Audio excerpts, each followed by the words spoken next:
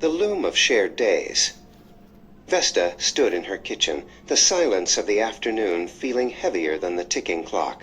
Her home was filled with beautiful things, but the connection between the people who lived there felt like a thread pulled too thin.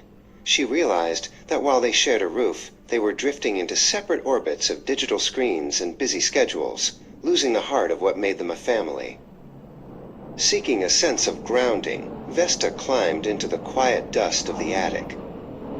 There, she unearthed a heavy wooden chest that had belonged to her grandmother. Inside, beneath layers of yellowed lace, she found a hand-carved recipe box and a notebook titled The Rules of the Hearth.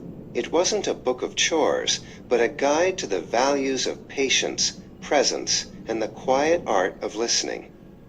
Vesta carried a weathered, detached oak table leg down to the garage where Silas was meticulously organizing his tools. "I want to restore the old gathering table," she said, her voice steady with a new purpose. Silas looked up, caught by the spark in her eyes, and ran his hand over the rough, silvered wood, remembering the many meals and stories that table had once supported.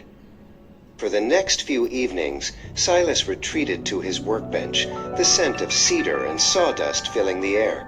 He worked with a slow, rhythmic focus, sanding away years of neglect and deep water stains. As the natural grain of the oak began to glow under his steady hands, he felt a sense of grounding, the quiet, masculine satisfaction of restoring something meant to endure for generations. The following morning, Ione wandered into the dining room, her phone buzzing with notifications she finally chose to ignore.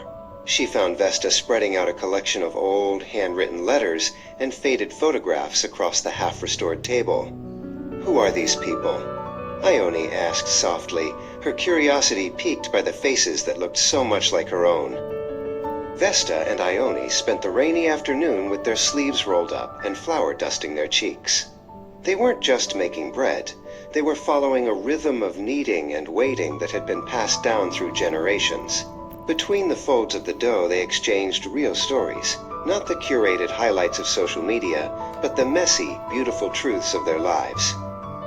As the table neared completion, Silas and Ione worked together to set it, choosing a set of mismatched ceramic plates that felt more meaningful than the expensive porcelain.